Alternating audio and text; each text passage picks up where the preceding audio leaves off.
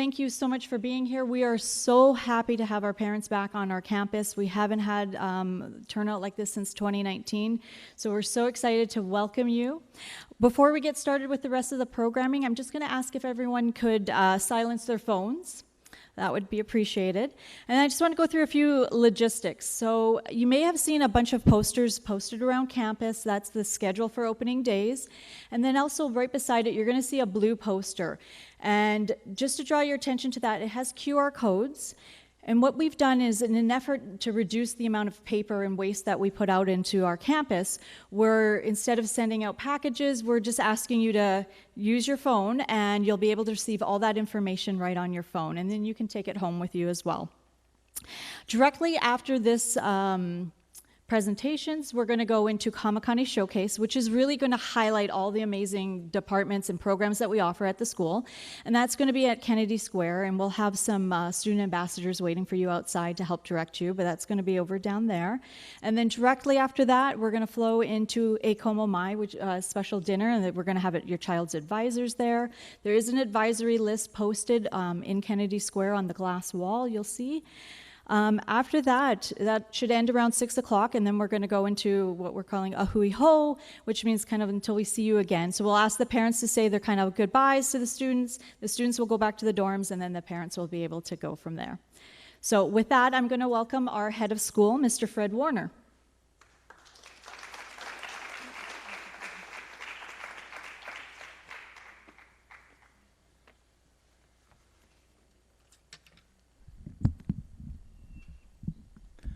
Thank you, Liz. Welcome, everyone. Aloha. We are so grateful to have you here. Thank you for your trust. We take the care of your child very seriously, and so please know that. I'm going to work through the slides here.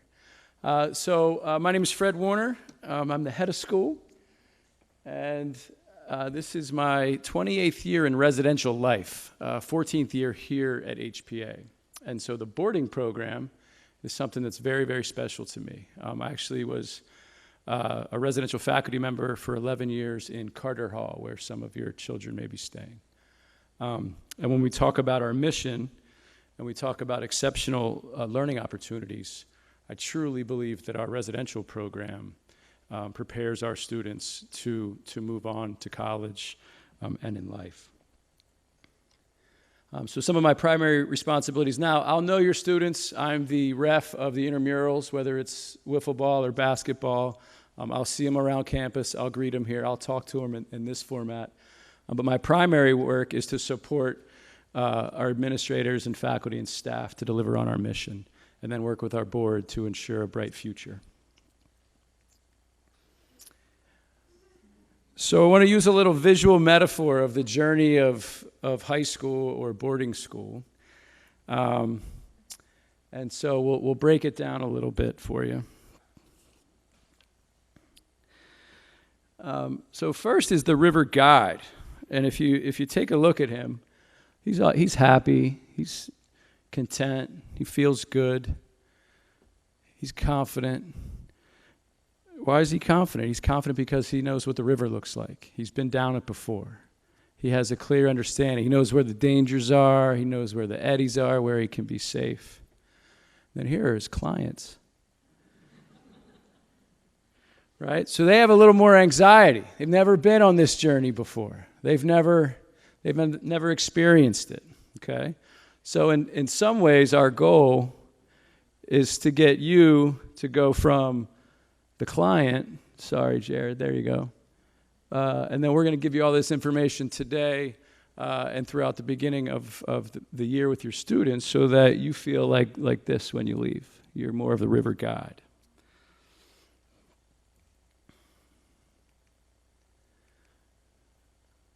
So on Friday, I was named the head of school, and it was a really exciting time. And the really cool part was to know that I'm representing those that came before me, not just our current community.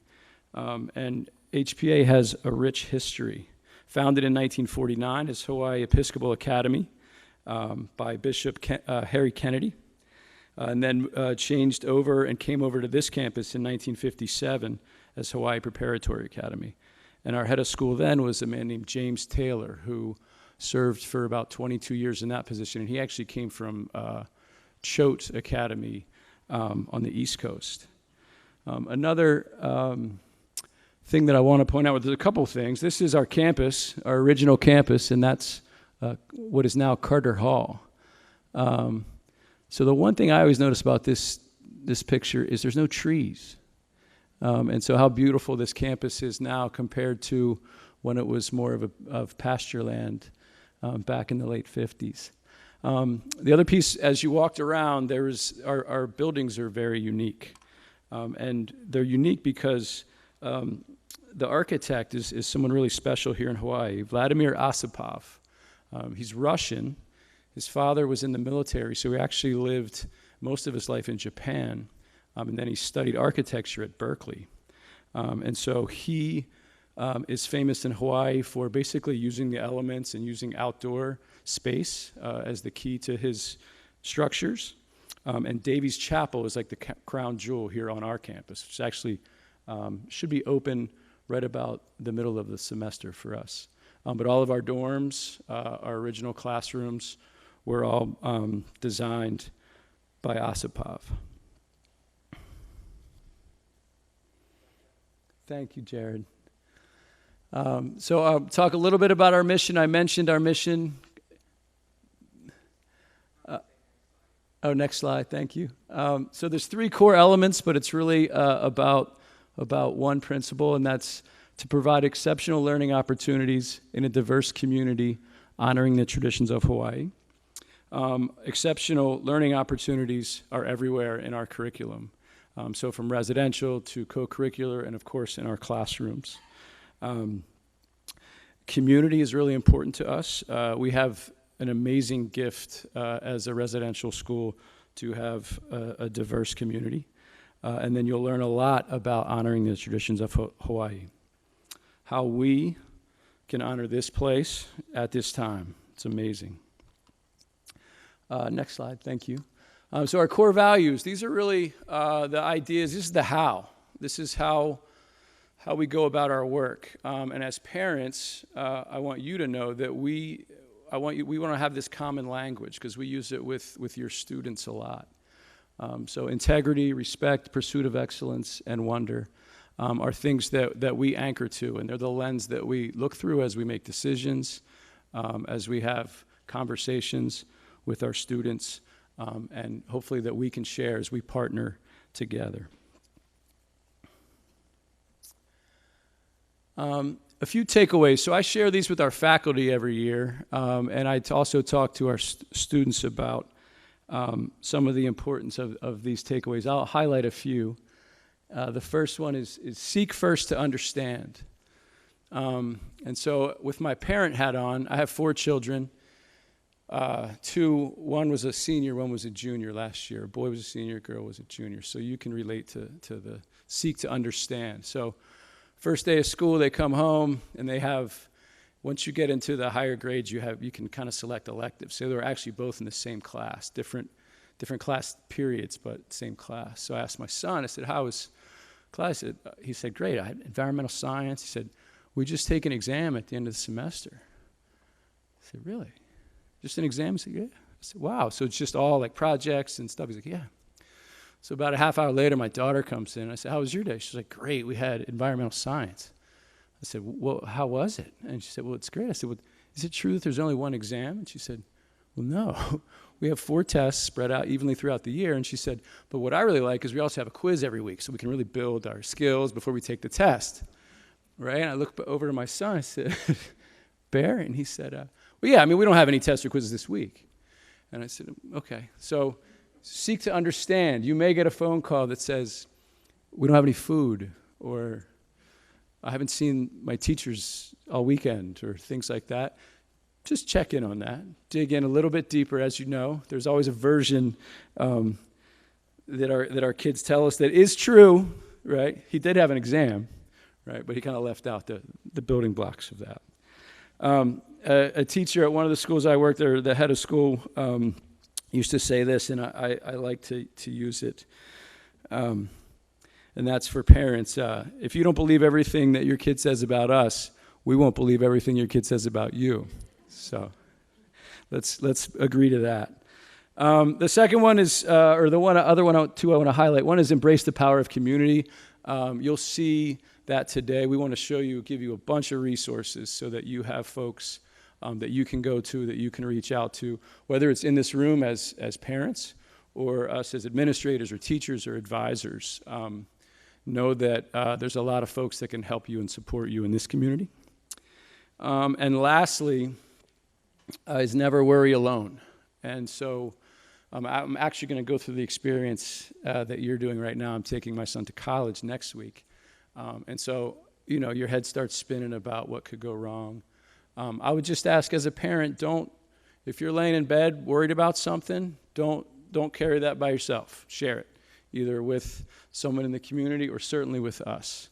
We will be very responsive. That's something that we commit to.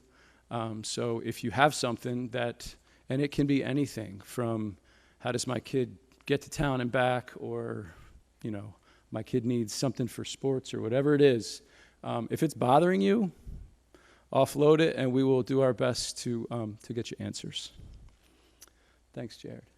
Okay, again, my name is Fred Warner. I promise I will get back to you if you write me. I'm happy to hear from you. My work is really to support all the folks that you're going to meet today. It's really, really nice, having been in schools for so long, to be able to be in this space together and to share information. It's been a little while, and we've been as creative as we could be, but it's the real part is about building relationships and being together. So thank you for your trust, and we're very grateful to have you here. Aloha.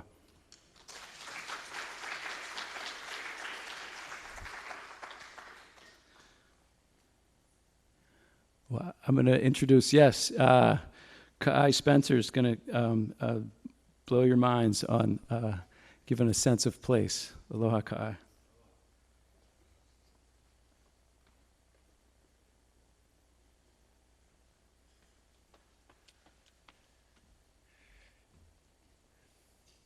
Aloha mai kako e nā ohana o Kamakani. Aloha. If you would indulge me, let's all maybe stand up for a second. Stand up, shake yourself out. I think if you're someone that's aware of how long you're sitting like me, probably your inner clock has been buzzing at you a little bit, just to kind of stand up, move around, shake it off, do a little funny jiggle, and then once you're comfortable, you got all the kinks worked out, then go ahead and sit back down when you're ready.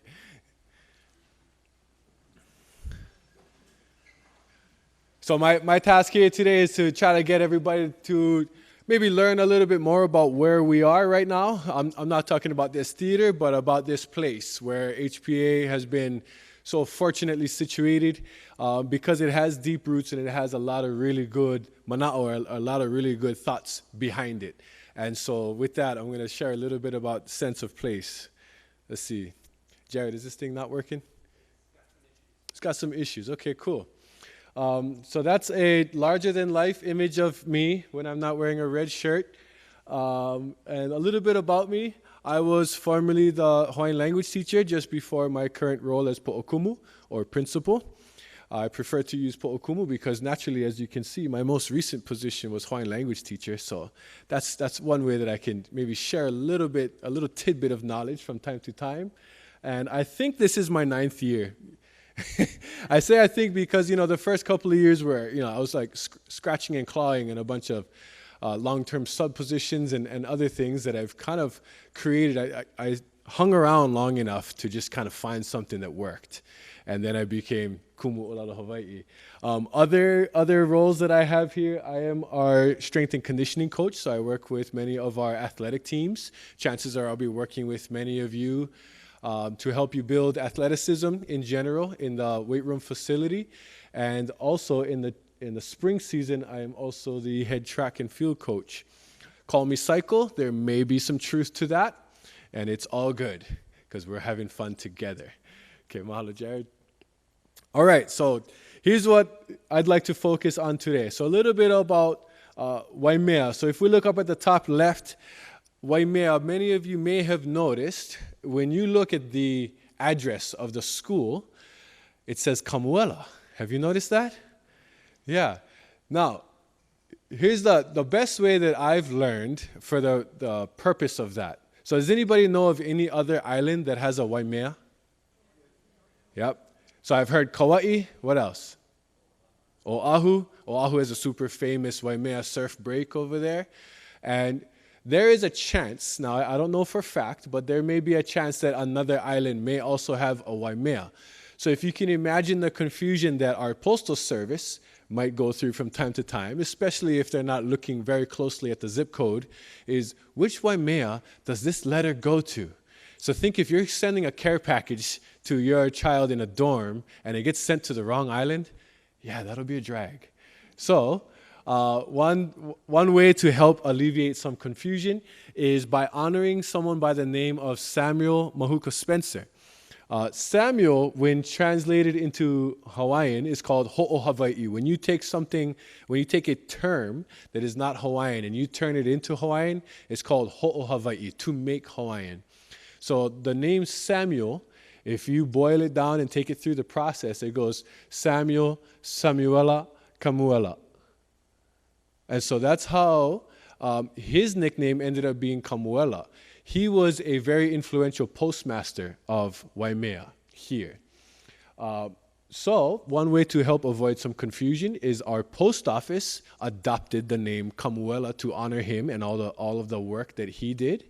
And so now when you write your address, instead of writing Waimea, you find yourself writing Kamuela. Now, it is important, however, to remember that we are in Waimea. Not to get that confused. We are in Waimea. Your mail, however, gets sent to Kamuela. Okay? You still with me? Confusing, right? But at least we all know. Now, in Waimea, one of our natural elemental forms that may have engulfed you earlier this morning, I think it has kind of mellowed out in the afternoon, is our makani. Okay, everybody say makani. Yeah. Who knows what makani means? The wind. Yes, makani is our wind. So hence, you see many of us wearing shirts. I'm not sure if this actually says Kamakani on it. Oh, the back? Does the back say? Oh, yes. Okay. I can't see my own back, so I have to get checked. So we here at HPA, we're known as Kamakani. And Kamakani of Waimea is very significant. I'm not from Waimea. I'm born and raised in Maui, and I went to UH Manoa on Oahu. And the makani, or the wind of Waimea, is something that I have always heard about growing up. It's something very famous. And the reason for that is because it is often found recounted in chants, or oli, as well as songs. You will often hear a oli that our students perform on a fairly regular basis, and the first line goes, Hole Waimea I ka ihea ka makani. Hau mai na alea ke ki pu'upu'u. So like many native people around the world, Hawaii is no different in a sense that we give names to our elemental forms. And the wind here in Waimea is so significant that it took on the name ki pu'upu'u. As you can see there, everybody say ki pu'upu'u. There you go. So that wind that you may have felt this morning, raise your hand if you felt that pretty strong wind, very significant. And it came at you right at the side, didn't you? Okay. So that name, that wind right there, that is ki pu'upu'u. Okay. Put a name to it, put a face to it, because that is an elemental form that really shapes us. We are literally named the wind, Kamakani, but even furthermore, that wind has a name, which is ki pu'upu'u. Ki pu'upu'u is so significant that the warrior band that came from Waimea and Kohala also named themselves after the characteristic of this wind. So they named themselves ki pu'upu'u as well.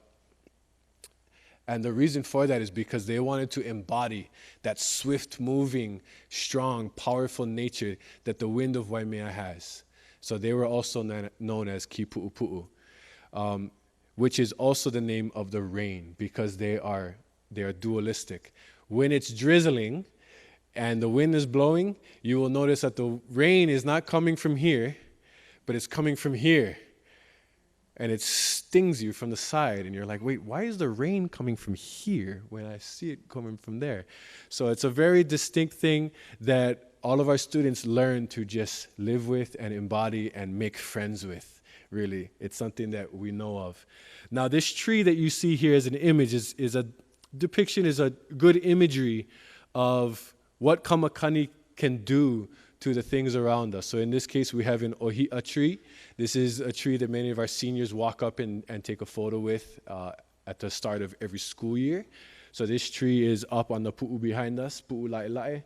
And as you can see, over generations, this tree has been affected by Kamakani ki pu'u pu'u, and hence the reason that it grew in such a manner. But I think the thing that I'd like to point out is the fact that it's still standing. And that is the essence that we try to get our students to see. Because in life, there will be lots of adversity. And it's not, you have to figure out a way to really learn how to bend and flex in the face of this adversity. And so you see a quote included on the bottom here. To be Kamakani is to be both relentless and steadfast. Relentless in the pursuit of goals and steadfast in the face of adversity. The iconic tree image of HPA is a metaphor of this dualism. So sometimes you need to be Kamakani and you need to move quickly and push forth. But then sometimes you need to be on the opposite face of that, where Kamakani is going to be blowing you and you need to establish your roots and be sure and be firm in what you know to be you. And so this hopefully helps you to learn a little bit more about where we are, Waimea. Remember, your mail gets sent where? Kamuela. And we are also known as Kamakani, ki pu'u pu'u. Everybody say it one more time, ki pu'u pu'u. Nice. Okay, now stay with me because I'm going to transition this into talking about our academic program. And this is going to be awesome. So, just like this tree, we have many classes that will provide some adversity and some challenge to our students. Some students will opt to take many really difficult, high-achieving AP or honors courses. And those courses will surely test these students. If you're taking 4 AP classes, that's a very heavy load. And there may be times throughout the year where our students feel like that tree that you just saw up there. And so when it comes to course selection, moving from freshman year, if you're coming here as a freshman, and moving through your senior year, we need to be mindful of our own capabilities because some of us may not be as flexible as that tree, and that's okay. I certainly wasn't that flexible when I was in high school. I would have probably toppled over if I took classes that really tested me to the edges of my roots. However, there are some trees, like our students, that are very flexible, that have really strong roots and can take those large plunges into the really difficult classes to look just like that tree and still remain standing and strong. And so that is where we as individuals can choose the path that makes the most sense for us and can also propel us to be excellent at the very back end. So academics, what to expect? We can go next slide, please. So here are some general expectations. I'm not going to really talk through all of these. I think these are things that people generally know. Go to class. Please put your phone away. Each teacher will have a system for having the phone set aside so that it's not a distraction. Make sure you're attending your classes. Come prepared with the materials that you'll need for the day, and so on. These are things that we generally know. Next slide. Here are some continued expectations. One thing is to read emails. I know that that's a trick, and a lot of people, including myself, are not the biggest fans of emails, but it's a big part of our lives now. And it's also it's also a method that our teachers and advisors and class leaders and so forth communicate with students. We try not to bombard the email too much, but every so often there is crucial information that is shared there. And so email would be one of the main areas where information is shared. And here are some things that may be included in certain emails that are shared to students and parents, exactly. Next slide. Okay, now here is our schedule. It appears a bit blurry. Is it blurry to you all too? Okay, I had to make sure it wasn't just me. So our schedule is based on 2 days. So I know that you see a lot of information here, and I'd like to try to boil it down to make it a little bit simpler. Ooh, look at that. Magic in the booth. Magic. Okay. So our schedule is a 2-day schedule. It is ula and mamo. Everybody say ula. Okay, now ula is this color. Okay? The tree that you saw earlier, that was a lehua ula. And so that is a ohi'a lehua tree that has red blooms on it. That tree, some of you may know, has been going through a struggle known as rapid ohi'a death. And it's, that's our keystone tree of our forest and the primary generator of our watersheds.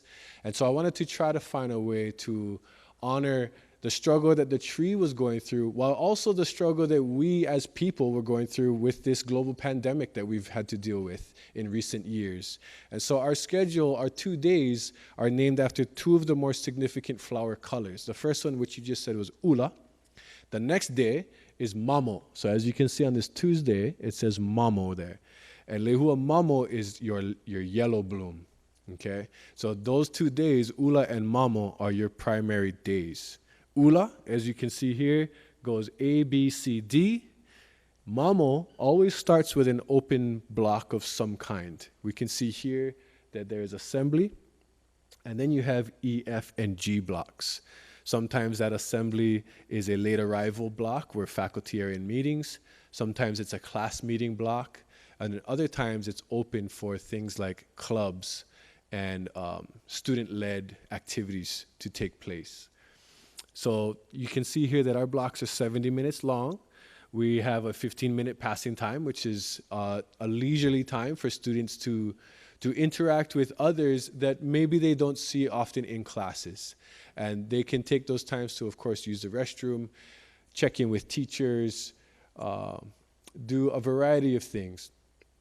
But it's a nice leisurely time. So that's our schedule. Next slide, please. And to see when you have classes, you'll see in your My HPA page something that looks similar to this, where over on the block column, you can see that this student has a class during A, B, C, D. They don't have a class in E, and then they also have F and G block. So what do you do during E block? That is a time for you to prepare, study, use the time to do homework, maybe check in with a teacher if that teacher is available, or what I highly recommend is just finding a quiet space to be with your own thoughts and just relax for a little bit. Sometimes that is more valuable than diving in and constantly being switched on. Sometimes we need to find a quiet space where we can actually be with our own thoughts and relax a little bit. So this is what a schedule may look like, and I believe, have they been given a My HPA overview? Okay, so you'll be getting this schedule in your My HPA pages soon. It's not there yet. So if you're looking now and you don't see it, don't worry, it's coming soon. Next slide. Okay, questions. I know I just covered a lot with you, and I've found a way to talk about Kamakani and the tree and then wove it right over to academics. And so if you have any questions about your schedule, our registrar, we have an awesome new registrar this year who has been arranging everyone's course schedules. So once that comes out, if you have any questions, the person to contact will be on the other end of this email at registrar@hpa.edu. And otherwise, if you'd like to contact myself, you can contact me at upperschool@hpa.edu. And I will help you out as best as I can. Thank you very much, everybody. Aloha.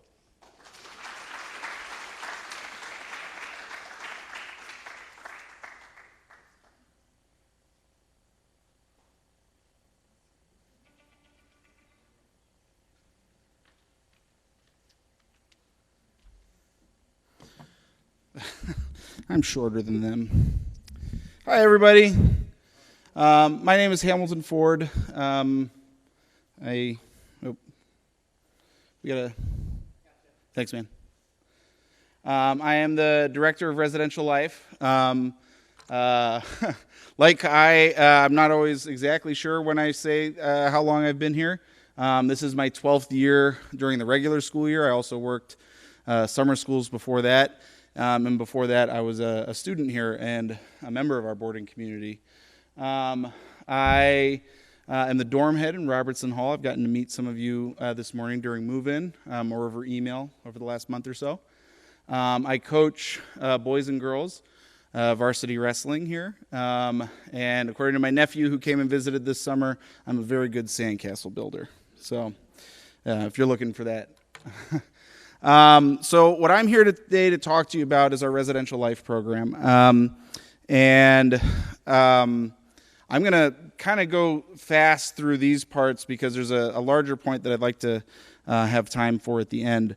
But this is our purpose statement for our residential life program. It's what we're trying to achieve. Ultimately, it's a lot of very elegant and big words for a more boiled down purpose of we're here to help your child grow and in a safe environment where they respect one another. And can be ready to move on to the next challenges in life after high school. Our students that go off to college after high school that have been in boarding tend to do very well and are very ready for that challenge based on their time here. Next slide.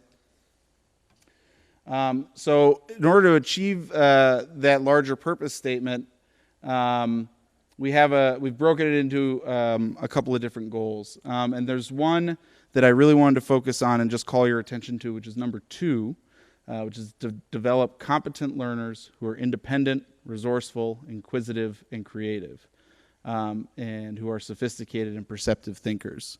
Now, that's certainly not the only one, but I wanted to call it out because it's going to be important a little later. Next slide. Yeah, so here's some more of them. Again, we're trying to help them be able to navigate the challenges that come their way, and in a competent way. Next slide. And that have high standards for themselves, and sound ethical foundations. We want them to have a strong moral compass. Next slide. So a little bit more about our community. As of this morning, I believe we're at 162 boarding students in our community. We have 3 dormitories. That's the breakdown by gender, representing, I think, 22 countries, 15 U.S. states, and 4 Hawaiian islands. So we have people, as the purpose statement said, we want to bring people from all over the world. And so there's a lot of different cultures and backgrounds represented. There was a slide that I meant to add to this presentation. I'm sorry I didn't. The list of places where our faculty I've either come from or lived for extended periods of time or taught in is similarly pretty long. I think there's about 20 different countries and a dozen or so U.S. states. So we try very hard to have our faculty also reflect our student body. Next slide.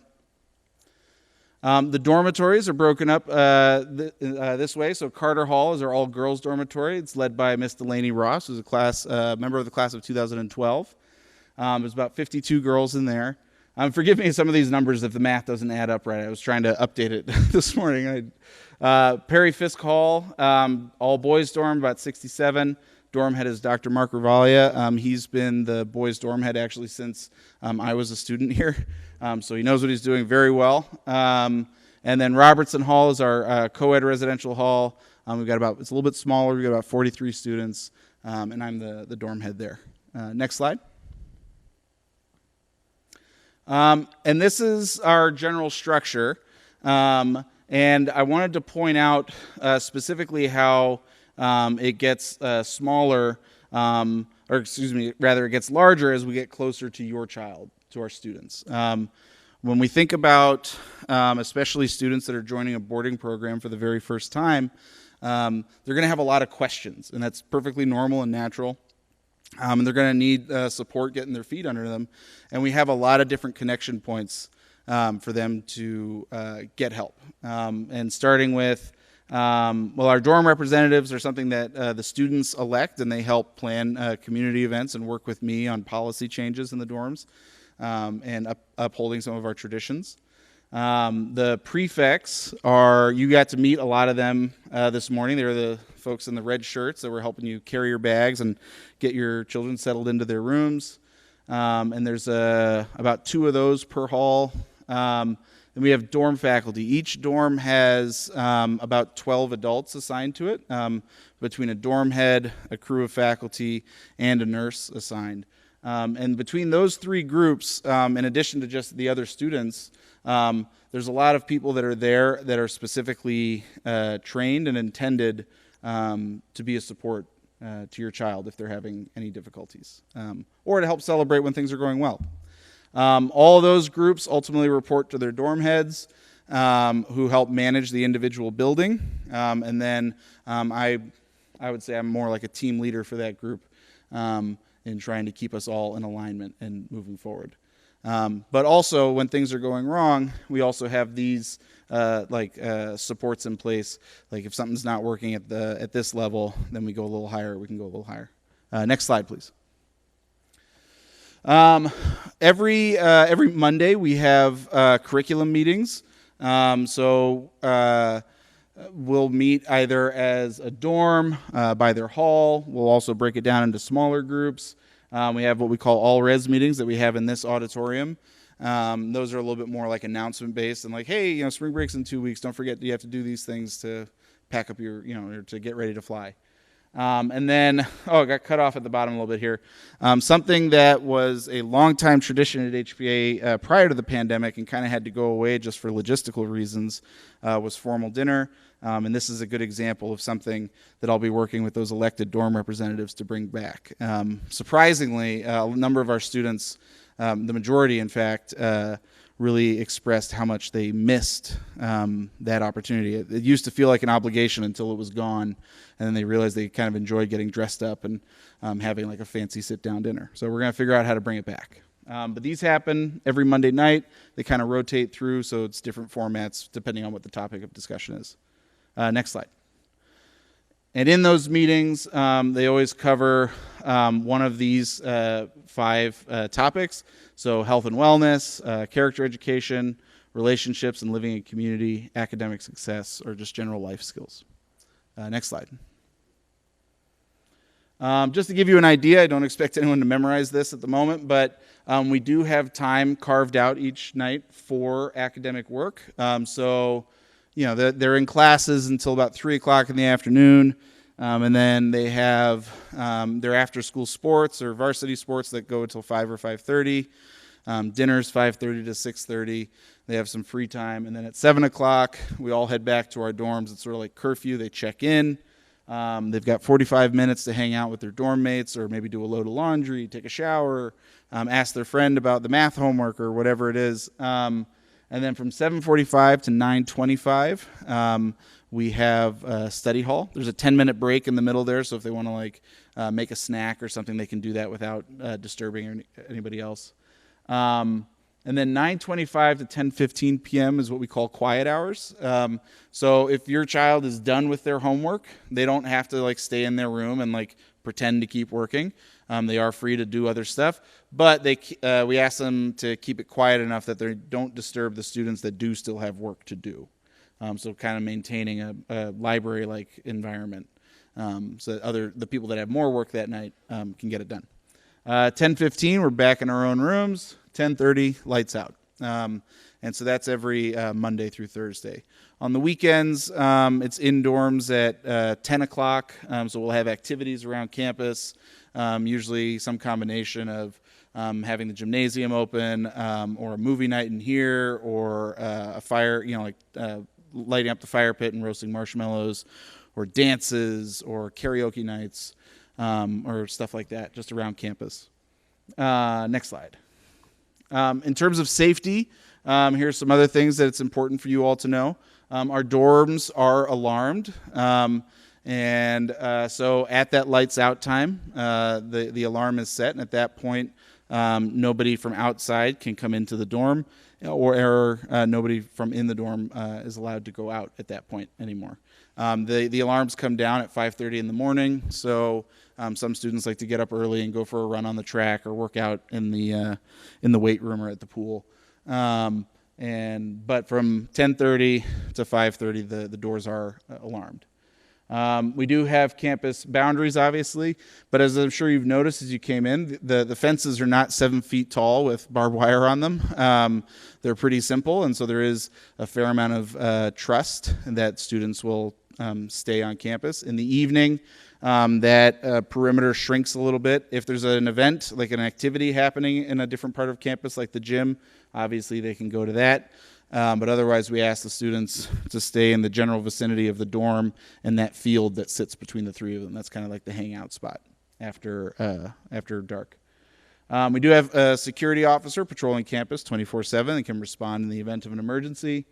This week, we are going to be doing drills for fire, earthquake, all that stuff, so that we're prepared in the event of an emergency. And then in all of our dorms, if you didn't notice as you were moving your child in, there is a faculty member or a nurse that lives at the end of every hall. So if your child is ever has something going on in the middle of the night, maybe they don't feel well or something, they need assistance right now, they can always knock on that door and get help. And there's multiple people in the building. Next slide. Some terms that you're going to hear from your kids. Dorm faculty on duty. This is just at all times, especially in the evenings and on weekends. There is somebody who is on duty, and they're generally either in the dorm or in the cafeteria or like around campus where the events are happening. And actually, in addition to that, there's the dorm phone.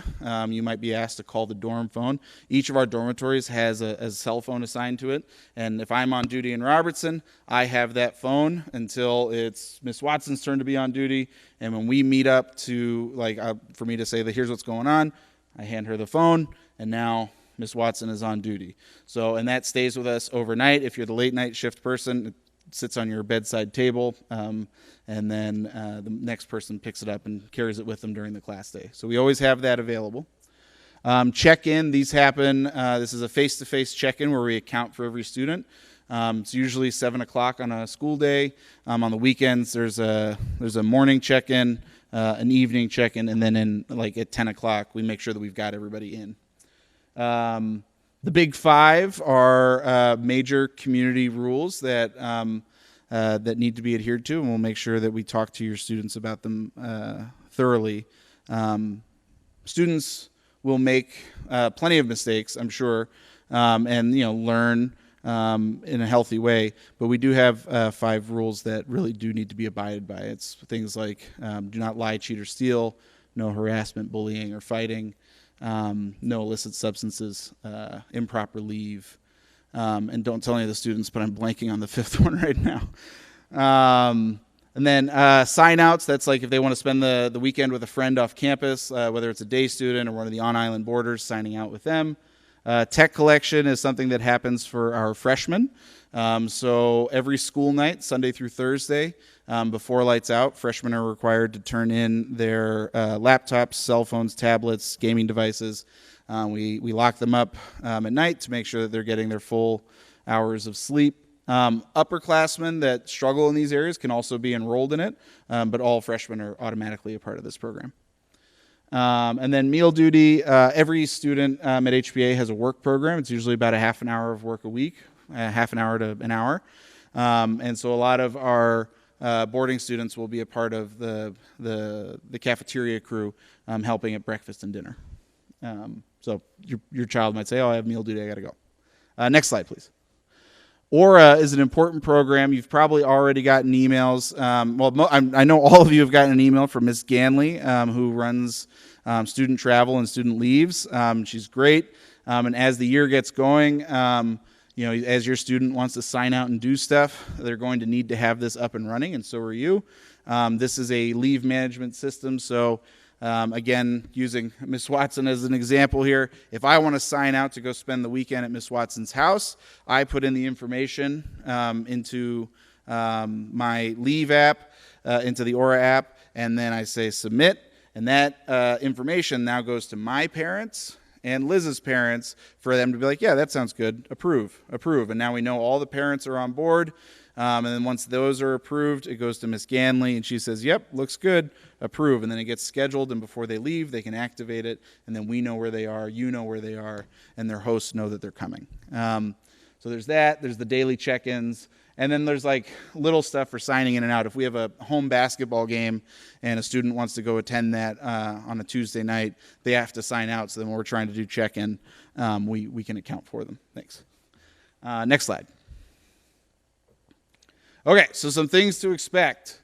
A lot of opportunities, excitement, new friends, but also some challenges, adversity, and growth.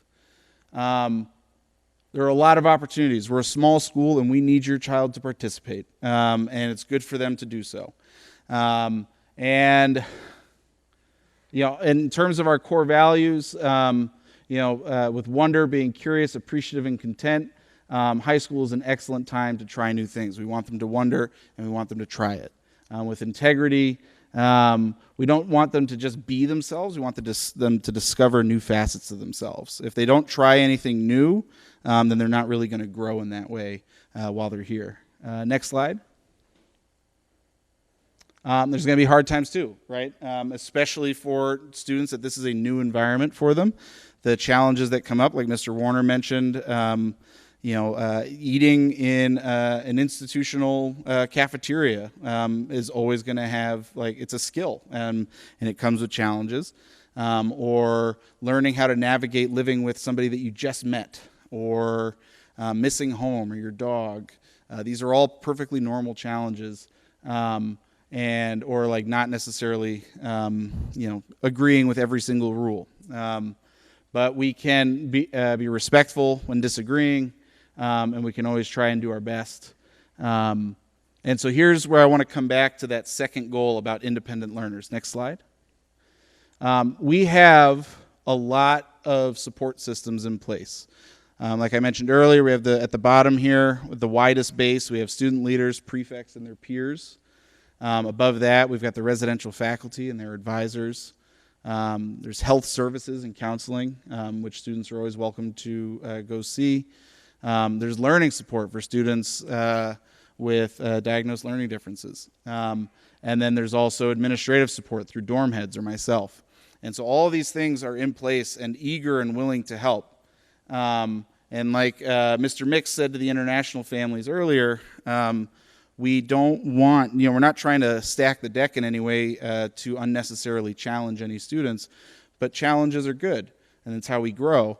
And if those challenges start to become maybe too much in the moment and start turning maybe towards more failure, these supports are in place to catch them.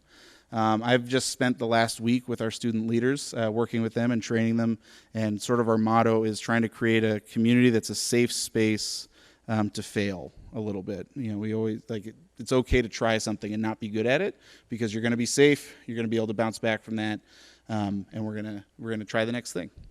Next slide, please. That's the biggest thing that's missing from the previous slide. You are still a very important part of your child's support network while they're here. Next slide.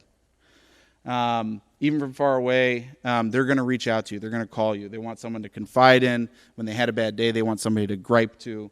Or occasionally they're going to call you and ask you to fight battles that maybe they don't want to fight. And so it's really important to me that we have a partnership in supporting your child through the next 1, 2, 3, or 4 years of their life. Next slide. So in order to do that, I want us to agree on a few things. Number one, a little failure is a good thing. I know a lot of parents, everyone wants to believe that their student is going to be straight A's all through high school and be captain of the whatever sports team they're on and the student body president and somehow do that as a freshman. And it's okay that sometimes we have to work to earn some things, and we want them to try things and to grow. Number two, we all want what's best for your child. And a little failure is necessary, but a lot of failure can be a problem. And so the supports that we just talked about are there to help if it gets to be too much. We need your help so that we can help them.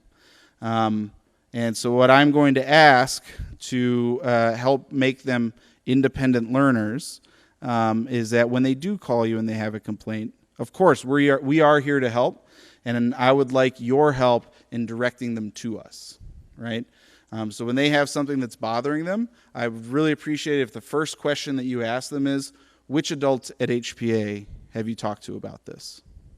And if they can't answer that question, I'm not saying like hang up on them and say, your problem, but like please do direct them towards us. Ask them, who do you know? Who's your coach? Who's your dorm head? Who's your advisor?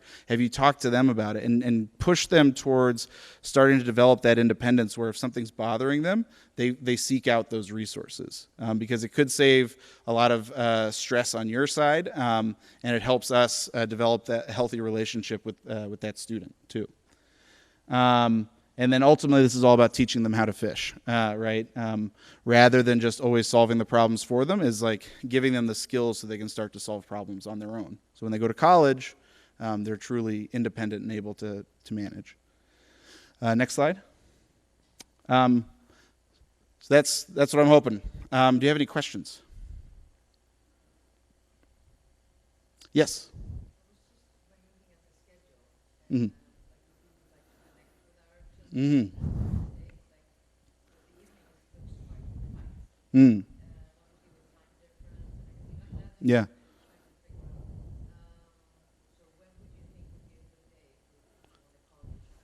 Yeah, that's an excellent question. Number one, on the weekends, unless they're actively engaged in a sport, there's a lot of free time there. It will come up, and I'm sure whether it's necessarily what's actually happening or not. We've definitely been told by students that are like talking on the phone during study hall when they're not supposed to be, like, oh, I'm on with my mom and dad. And sometimes that's true, and sometimes it's not. But we do ask, and if you can find a way to avoid having, to making the time that you connect be between that 7:45 and 9:25, it would go a long way for us. And there is the time. I'm pretty much, most of them will be done with their day at between 5 and 5:30. And then their next time when they truly need to be phone away and in is at 7:45. So there's about 2 hours, a little more than 2 hours there. And I know time differences can be super hard. Some of you, it's exactly 12 hours. So me telling you, just call them at 6 in the morning when you just wake up, that's probably not super convenient for you. And we do understand that. Also, Kumu Spencer was telling you, they will have a free block somewhere in their day typically, and so that it can be a good opportunity. From my perspective, really just not the study hall hour. I think I see a hand up in the back there.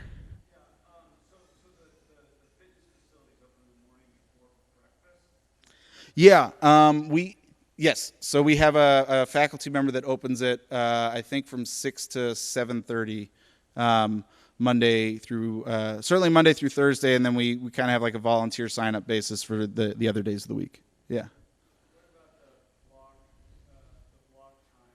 Are they allowed to, if they're on top of their homework, they are and they aren't. So as a facility, it is one that we have to have supervision in. And so you will occasionally find faculty members also, when they have a free block, they might be using it during that time. There's nobody assigned to be in there during the academic day. But if there is somebody there, the students are welcome to join in. Yeah.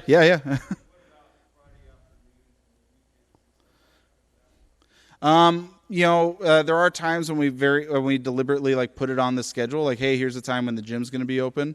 But then again, it is also a bit volunteer basis. We have a lot of faculty that work out at different times, and so as long as one of them's in there. But no, unfortunately, it doesn't sit open, and it is a place that we have to have supervision on just because of the risk. Yep. Yes, sir. It's usually, so lights out is at 10:30 and in rooms is 10:15. So usually as we're getting kids moving towards in rooms and chasing them out of the bathroom, we're saying like, and your freshmen turn in your tech. So about 10:15. Yeah. And we make sure that they have it back by 7 the next morning. Yes. Oh, ninth graders. Like our youngest students. Yeah. Yeah. I'm not sure if you're asking for like their names, but but no, yeah, the youngest students. Yeah. Anything else? No? Okay, well, just like the others, please feel free to contact me if you ever have any questions. And if I can't answer your question, I will direct you to the people that can. And I think coming up next is Ms. Watson. Okay, aloha. For those of you who may have come just a few minutes late, I'd like to introduce myself. My name is Ms. Liz Watson. I'm the Director of Student Affairs at HPA, so I do a lot of work with the students. And I'm just going to quickly talk about My HPA for Parents. It's going to be just a general overview of what it can do for you and where you can find some information. If there's anything on here that you're not sure of or you would like more explanation, you can feel free to contact me or contact our IT department, and they'll be more than willing to assist you with that. So as I mentioned, my name is Liz Watson. So I do live on campus here. I work in the Office of the Student Life, which is directly below the dining hall and close to the infirmary. So students can always stop in anytime. I live on campus as well with my husband. And I also work in the residential life. So I'm a residential life dorm parent, faculty, in Robertson Hall. So if anyone of you is in the audience from Robertson Hall, you'll be seeing me at least once a week. So some of my responsibilities is, as I mentioned, student life operations. I look after a lot of the large events with the students. I work with student leaders as well. So that's our student ambassadors, our student council, our class reps, and then student clubs as well. So clubs, just real quick, they are actually a student-led event. We'll be having a club fair probably next week. So if you have or your child has an idea for a cool club that you didn't see on our list, they're welcome to start that club themselves.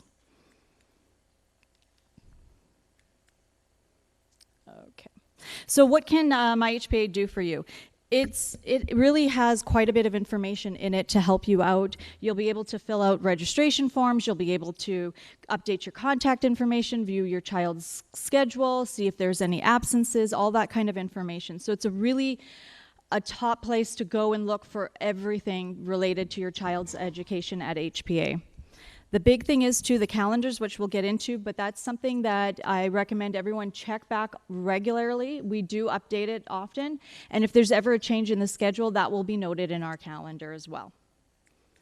So navigating My HPA, when you first log in as a parent, you're going to see a screen similar to this. And I just want to draw a couple things attention to you. At the very top right, you're going to see, if this works, that's where you're going to go, the top right, to locate, and you can find all kinds of information about yourself. That's where you're going to locate how to change your profile, your address, your email, all of that kinds of information. And then also on the top left is where if you have more than one child at HPA, you're going to click on that, and then you'll see their profile, and you would just click on the appropriate child's profile, and you'll be able to see their grades and all their information right from there. Another thing, as I mentioned, is our school calendar, and then the resources. So that top gray bar is really important. You'll find a lot of information there. And then typically when you log in, it's going to give you this kind of news feed right here, and that's some kind of what's going on at the school at that time, just important information that we want you to be aware of. So as I mentioned, school forms, and you saw on the other one, there's always a yellow bar if you have a form to fill out. This is something really important. We do want all school registration forms filled out prior to your child starting class. I know we have a few students who are just arriving a little late. If you don't see a yellow bar and you know that you haven't filled anything out, please feel free to contact admissions office, and they'll make sure that they get you the appropriate forms. And we'll give you a little leeway time to get that done right away as well. And if you do click on your name on the top left, you'll be able to access all past forms as well. So if you're not sure what you answered or you want to look at a past form, you can just simply click on your name at the top, go to Files and Forms, And then you'll be able to see a screen like this. Just make sure you check that off saying you want to show completed forms. So some parents find that extremely helpful. Another option here that you can update if you haven't already is your privacy settings, so you can control who gets to see what type of information about you. If you only want parents to find your email address, that's something that you have that right to control. So you'll be able to go under the profile and settings, and then you can go into your login settings, your notifications and privacies right there, and update for what you would like your comfort level for others to contact you at. So contacting faculty, staff, and other parents is another thing that you can do at the school. So if you access the directories, which will be in that gray top bar, you'll be able to click on that. And then there's different options that you'll be able to contact. You can select students, or you can select faculty and staff or families, and you can search their name. Alternatively, you can also search on the right there. You can see job title or department if you know that information. So your child's information is going to be located on the far right, left. You'll just click on their name, and that's where you're going to be able to find out really a lot of information. You'll be looking at their progress, their schedule, their assignments, any conduct notes. So if they, we have something called citizenship here, which we're going to talk to the students a little bit about. If they don't meet a commitment or they're late to class, they'll be assigned a conduct point. Once they reach 4, they're going to have to start working off those conduct points as part of our work program. So we'll explain a lot more about that to the students tomorrow, but that's one of the things that you'll be able to check in and see. So as you see here, you can see conduct is 0. That's always where we want it to be. So 0 is a good place to be for a student for conduct points. Also, the other thing I just want to draw a note, while you're in your child's profile right there, you'll see progress, schedule, assignments, conduct. There's all kinds of information. I encourage you to go through that, look at that, and really you'll be able to see everything that's going on with your child at that time. So I encourage you to check back often as well. Sometimes there are some mistakes, and if you find something, like if a child has an absence and they were with you or something, you can contact a student life office and they can look after that and fix that up for you. School calendar. So that's something I did mention at the start. Obviously, you're going to see everything on this calendar. There's a lot of information, and sometimes it's really hard to suss it out because there's just too much information. So I just want to draw your attention to the far left. You'll see all of these options here with the different color squares, and those squares actually correspond to what's going on the screen. So if you don't want to see what's going on at the upper school or Ohana Association, you just want to see key dates, you just simply use your cursor and you can uncheck that. And then you're only going to see that information. That also will go for your child's assignments, classes, schedules, group events, all that kind of stuff will all be in there. So if you find it just too much, you'll be able to sort it that way. And there's that. Resource board is another really important tool that you can access. That's going to be up at the very top. You'll see it says resources. Here you'll find all kinds of really important information. So anything that we want students, faculty, staff, parents to be alerted to, any how-to guides, all of that information you'll be able to find on here, and it's all related to the correspondent tile. Just draw your attention to the red one. If you're not sure how to do something in My HPA, that's a really good start. Go there. We have lots of tutorials. Some of them are just a PDF, and some of them are also videos that you'll be able to access and figure out how to do something within My HPA. And there. And that's it for My HPA. I'll be coming up tomorrow. I'll be speaking with the students a little bit more about student life. If you have any questions about My HPA, you can't connect, you are having difficulties with anything, your forms, anything like that, we're going to have IT set up after this presentation. We're going to have them set up in the student union. So you're welcome just to pop inside and talk to them. There's going to be IT, health services, the registrar, and the business office there for all kinds of that information. So thank you.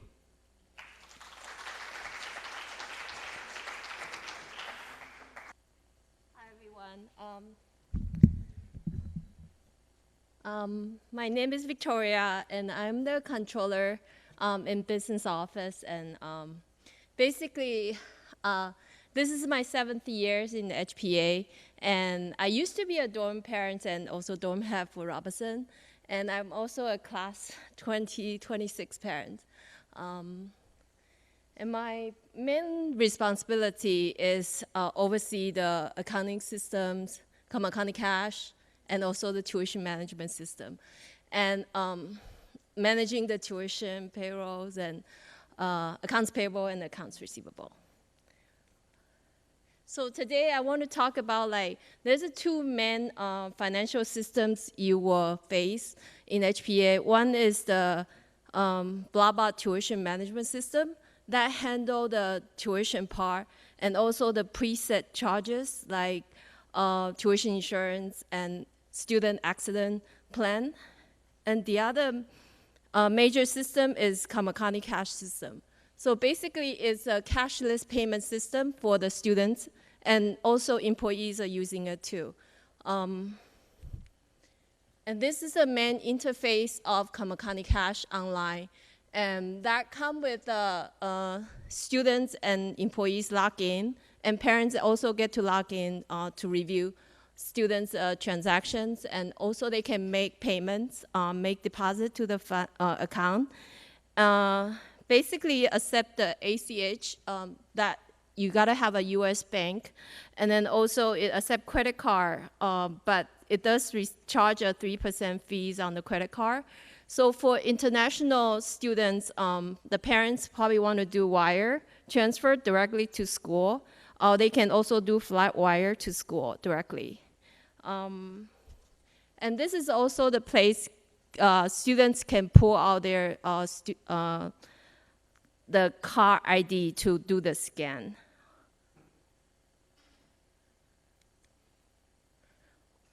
Students had two ways of getting the card. They can do the virtual ID, or they can get a physical badge. And if they want to pull the virtual ID, they can go straight to kamakanikash.hpa.edu, or they can go to the My HPA under the resource board. You should be able to see the Kamakani Cash tile. And some students may not like to get the virtual because they don't want to bring their iPhone all the way, like their telephone all the time, like cell phone all the time. So then they can get a physical badge from the Student Life Center. And this badge can allow the student to scan their card. So they can scan in the mealtime for the AP testings, for student stores if they like to get snacks or getting some supplies from the student stores. And for boarders, they are more extended, like to the allowance and also medical expense. Sometimes they have co-pays, or like some students, we will pay the medical expense for on students' behalf and charge to students. That's where it goes, is Kamakani Cash.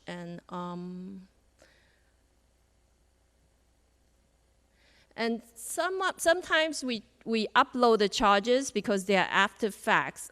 So when you look at the transaction activity, you might find the dates are not matching exactly because it's after facts. So if you like the details of like how it's charged, you can always contact business office for them. So Kamakani Cash is a cash system. So like it's a cash account. Not a line of credit, which means like the student got to have money in the account in order to charge.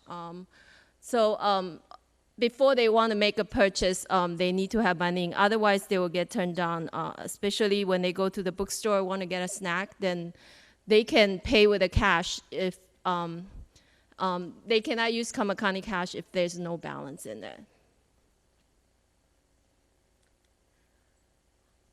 For parents, most of you guys probably already have the login information. It was sent through the email.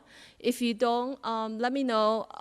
The student can also invite their own parents, but if you don't have the login yet, you can contact me at the Kamakani Cash at HPA or my email. And if you have more questions about Kamakani Cash, I will be in the Kamakani Showcase at 4 o'clock in the Student Union. Thank you.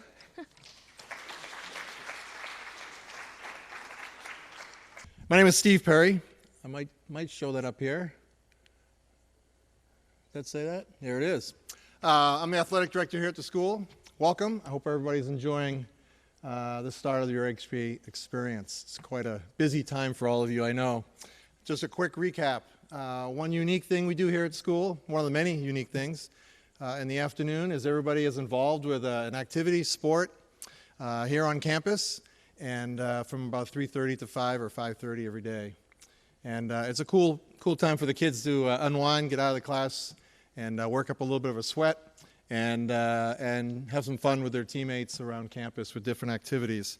I oversee all of the athletics, wrong way, all the athletics and teams throughout the course of the year. So if any of your children have a question about a varsity or a JV sport throughout the course of the year, I'm the guy to come see. My office is down in the gym, of course, and these are the team sports that we offer throughout the course of the year. We have 3 seasons, fall, winter, spring. The students will have an opportunity to sign up for whichever sport and activity they'd like to do. The next couple of days, the students will be getting an email. Mrs. Craven here will be following up on that. Let me see what else. We got one more thing. Yeah, there we go. My other right hand here is Mrs. Craven. I handle all the team sports, and then all the other activities, which is about 250 kids each season, are handled by Mrs. Craven, and she handles our co-curricular program. So, Mrs. Craven.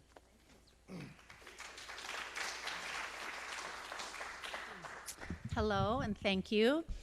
As Mr. Perry said, co-curriculars and athletics are just a fantastic way to get outside, enjoy fresh air, something that you've never tried before, meet new friends, interact with people maybe that you wouldn't otherwise.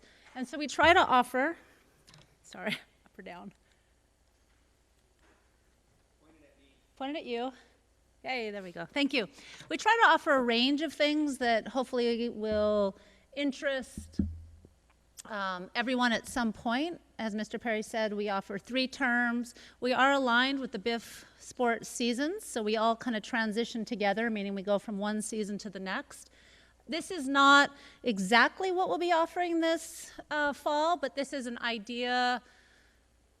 I think everything up here we will be offering. And again, as Mr. Perry mentioned, I'll be sending out a Google form to all students in the next day or so they can go ahead and sign up for what they're interested in. All right, thank you so much. Have a wonderful afternoon.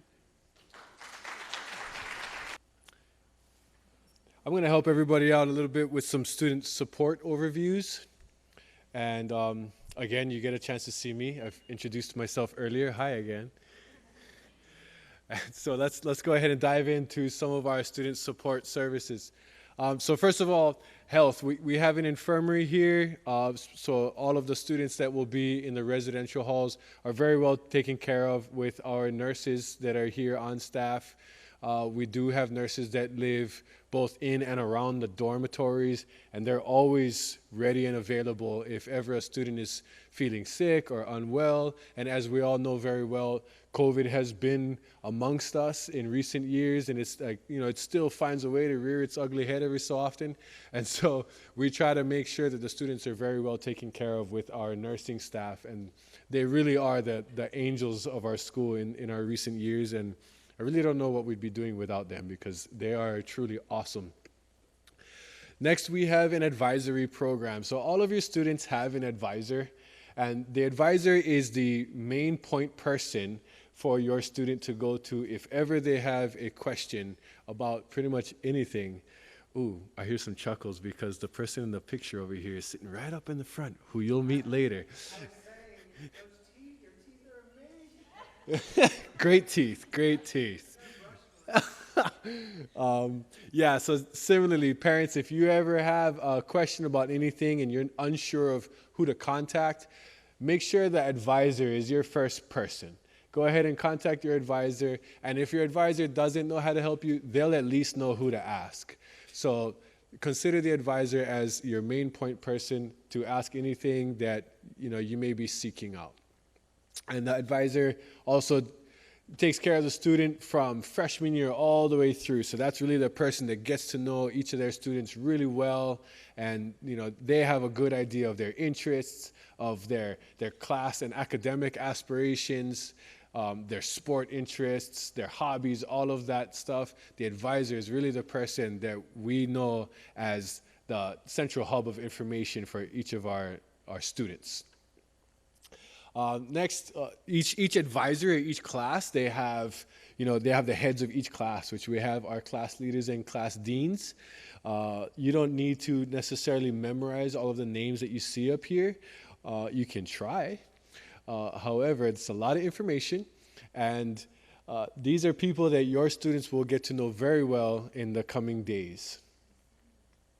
Oh, and as you can see on the bottom, remember earlier I spoke about the ULA and MAMO schedule. So when the MAMO day falls on a Thursday, that first block in the morning, that meeting block, is for class meetings. So that's where the entire class gets together and they talk about various things, whether it be retreats or prep for games and get to know you. They have some really fun icebreakers that they do. It's just a good time.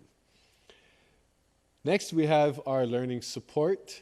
So this is, for students that have any documented learning needs, or maybe we have a student that just needs some guidance, some study habits guidance, or maybe they just need help organizing their schedules and time management, and maybe just organizing their book bags because, they're still teenagers and they do need some help along the way. So we have some awesome learning support specialists here. This is our lead person. This is Joanne Canning. And Joanne has a lot of experience supporting students with a variety of learning challenges and different individual needs. And supporting Joanne, we have Amanda Aragon, who is new to us this year. And she is very excited getting to know her over the last couple of years. She has great energy. And so, that types of things in these learning center spaces are really awesome for our students that could use a little bit more support. And here's a little bit more information about our learning center and where it's at. It's in our tech building. And as you can see on the middle there, who can access, is pretty much for anyone. We will have students with documented needs that will be scheduled there. But otherwise, as students come up as, having a little bit more need in terms of what to study, how to study, different ways of supporting their functioning, we can also send them for assistance at the Learning Center as well.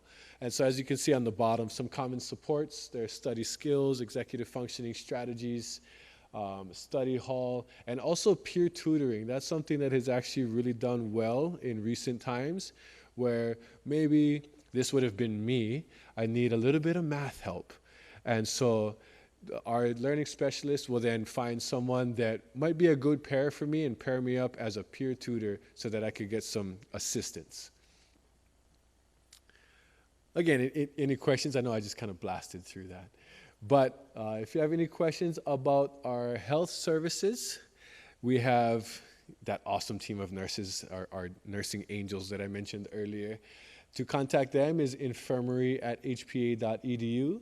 And as you can see on the end, the head of our learning center is Joanne Canning. So her contact is jcanning@hpa.edu.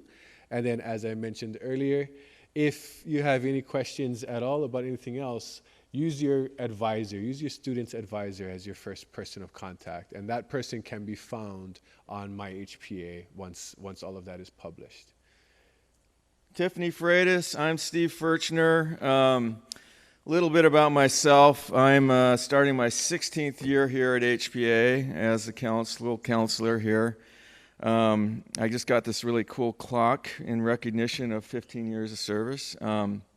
Prior to being here at HPA, I was at Kona High School, which is a local high school, for 12 years. So been on this island a long time. I have a coffee macadamia nut farm in Kona. That's my hobby on the side that I do. And I'm just super, super grateful to be here. It's been so nice to get to meet a lot of you already. So that's a little bit about myself, and now I'll pass it over to Tiffany Freitas.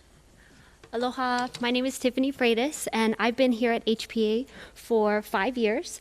I've been working in schools and nonprofits here in Hawaii since 2007. I'm the proud parent of 2 HPA students. I'm an avid CrossFitter. I am one of the senior class leaders, and one of the assistant water polo coaches. Here at HPA, we've worked really hard to lower the stigma around counseling and getting support. We practice non-judgment and acceptance and collaboration with our students. We ask that they come in and see counseling and asking for help as a sign of strength. And Steve's going to talk a little bit more about how we do that. So most of our students, and most of the students that come to us are self-referrals. Again, trying to kind of destroy that stigma that seeing a counselor as a sign of weakness is something we've really worked on. So usually we have students that'll just come in on their own. Other ways, our friends will come and they'll have a concern about their friend. And then sometimes teachers will refer a student who's struggling. We practice what's called short-term solution-based counseling. Obviously, these last few years have been really difficult for all of us, especially for our teenagers dealing with so much anxiety. There's so many things that we've all had to worry about. And, it's been a difficult stretch here. And so short-term solution-based, really what that means is let's identify what it is that's going on. A very common thing is anxiety, right? A negative reoccurring thought that's kind of getting stuck. An example might be, academics. We have students here that really, really work hard and they have like multiple AP classes, and so they'll get overwhelmed and they'll start kind of catastrophizing that, I'm going to fail this final, and then they go down that rabbit hole. So identifying what it is that the challenge is, what is that reoccurring thought, and then creating solutions around that. How can we deal with that? What kind of a plan can we put into place? Can we talk to your teacher? Those kind of things around an academic challenge as an example. But that's our purpose, right? But if we find that we're not able to help the student, if we're concerned that they need more support than what we can give them, we have a network of providers that we can refer students out to. We have a psychiatrist that we work with if we need med management, if it gets to that. So that's a little bit of what we do. And here's our contact information. If you have any concerns, please don't hesitate to reach out. Aloha.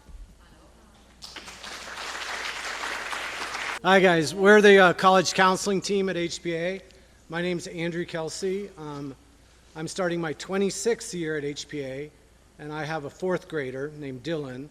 I'm from Virginia, and I went to boarding school, and I loved my boarding school. And then when I came to HPA, I was traveling around the world, and I came here, and I was like, I just found a school that I would send my child to. And at the time, I was single, and I was like, this school is a dream. And so you guys, thank you for choosing HPA, but I really believe you're going to have a great experience here as parents and as students. So thank you. And I'll let my friends introduce themselves.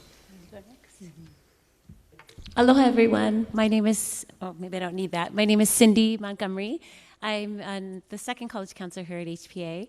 I started here back in 2006, so I think that makes it 17 years I've been doing college counseling. And I feel so grateful to be a part of this wonderful school and family. I have an 8th grader here at HPA who's been here since kindergarten. In addition to my college counseling, I'm also one of the junior class. I'm a junior class dean, so I work very closely with the juniors. So if you're a junior in this room, you'll see me a lot, maybe more than you want. I'll be around quite a bit doing that. And I'll let Jane now introduce herself. Hi there, I'm Jane Quayle. This is my 7th year at HPA, 6th year in college counseling. I'm also a parent of 2 children that attend school here, a rising 8th grader and a rising 5th grader. I support the office. I think we call me the office manager. but you'll get emails from me. I help keep all the ducks in a row. I support these two as well as help our students have all the documents they need, and all those good things. So they'll see my name in their email inbox quite a bit. Thank you. So here we have some kind of tips, and you can see them for freshmen and sophomores. If you want to take a photograph, or we'll share this later, but just some general tips for freshmen and sophomores. Our program works with the advisory systems for these levels of students, but we work more closely with the juniors and seniors. So I'll give you a second just to look at that. Can I just say one thing? A quick thing to highlight from this list is we have a lot of colleges that visit us each year. Even though we're in the middle of the Pacific, we get some pretty amazing schools that come out. So we definitely encourage you as underclassmen, all students, but if you're an underclassman, even if you don't know where you'd like to go to college, please stop in for these visits. We have an open door policy. We always have snacks. We're happy to answer questions. So please know that if you're a freshman, you're just as welcome as a senior in the College Counseling Center. So please come see us. And these are some good things to think about. A lot of students say, I'm really young, I don't know about college, but you know about yourself, and you know about when you're successful, and you know about when you're happy. So on the left side, if you're a student here that's a freshman or sophomore, ask yourself some of these questions, because if you start with yourself, the chances are very good that you're going to choose the right kind of college in the future. And then on the right side, we put just a few points that are helpful as a freshman and sophomore to consider. And as Cindy said, it's wonderful to work with our office, come in, introduce yourself, attend college visits. But much of the life at HPA in freshman, sophomore year is about transitioning to high school, recommending relationships, finding your place in co-curricular activities, and just enjoying high school. And that's sort of our philosophy.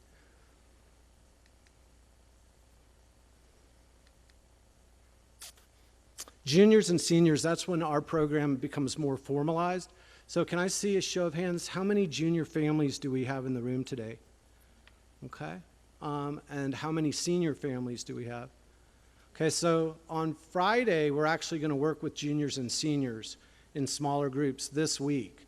So we begin just in a couple days. On the left, it's kind of the same idea. We have some advice for juniors. The junior year is the big year in school, so there's a lot of testing. You work more with us individually and in groups, and so you can see some of the things that you'll do.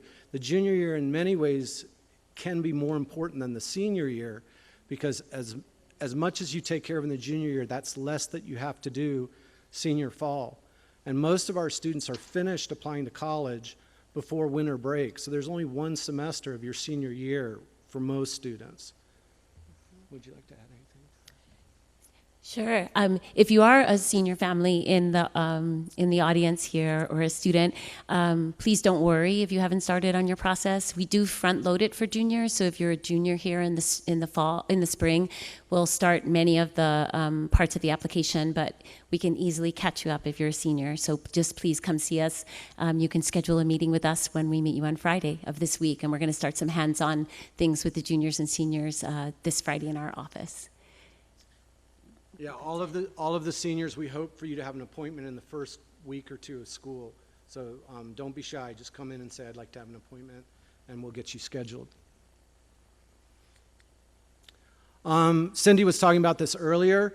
We have amazing schools coming to HPA every year, and our students go to schools all over the United States, all over the world. Both Cindy and I have served as presidents for the Hawaii Association of College Counseling and served on national boards for our profession. So there are many colleges that have known us for 10, 20 years, and they make a point of coming out to Hawaii. Another interesting fact is that usually the directors of admissions at colleges and universities keep Hawaii as their territory. Imagine that. So there can be a lot of turnover in college admissions, but admissions deans and directors usually keep Hawaii. And so they get to know the high schools in Hawaii and the high school counselors in Hawaii very well. And they're looking for students coming from Hawaii, both international and from the state of Hawaii, because we offer a very different perspective from students coming from the U.S. mainland. So it's our students have some interesting advantages when they're applying to college. Can I mention? Sure. Okay. This is often one of the biggest opportunities that students have here. The people that visit our office are the same people that are reading your application and advocating for you in the admissions office.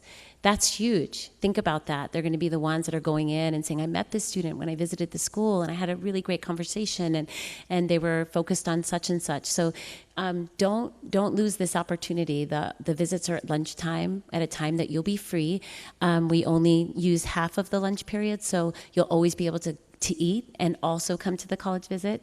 If for some reason you're making up an exam or you just can't be there for whatever reason, we have students that'll just pop in and shake the hand of the rep that's visiting, get their business card, and just say, I'm sorry I can't be here today, but thank you for visiting us. So please don't lose this opportunity. If you see a school you're interested in, come meet the representative that would eventually be reading your application should you apply. Also, another opportunity is that HPA is fortunate to host the Big Island College Fair each spring here on our campus for the community. We just chose the date this morning. It's going to be March 30th. So if you're a senior, unfortunately, you won't have that opportunity, but we can link you into other opportunities. But all underclassmen and juniors, you'll be there'll be about 80 colleges on our campus in the spring, and you'll get to meet them one-on-one and do some info sessions with them as well.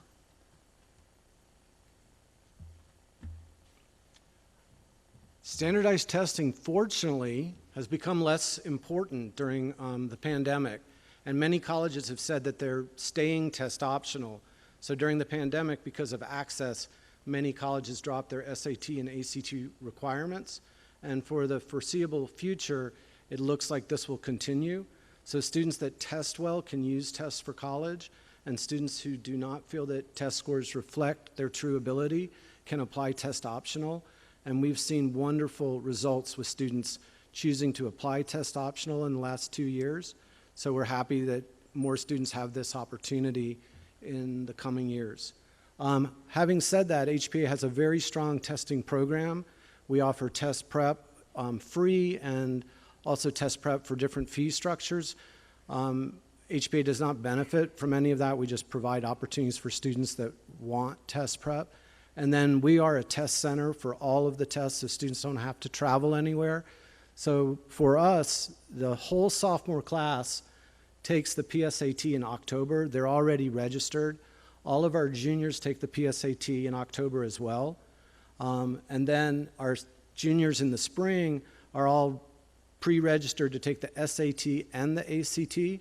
And we do that so that they can take both tests and just choose one when they apply to college, because all colleges in the United States will accept either SAT or ACT, whichever one's higher. So we prepay and pre-register our students. They have those two experiences and they say, I really preferred the SAT, so they can focus on that their senior year, or the ACT. But now the kind of wrinkle that's been fun for us as counselors is that testing has become less of a critical piece, and we can talk about that more in detail later. In the senior year, our students take tests if they want to improve their scores. They'll choose to take the SAT or ACT again. And if you have any questions about anything college related or testing, you just email college@hpa.edu and we'll get right back to you. I got that last slide perfectly. Practice. So we're going to have a table over here and we'll be able to take questions. Again, thank you so much for choosing, I need to be here. Thank you so much for choosing HPA, and I hope and think that you guys are all going to have a wonderful experience with us. Aloha.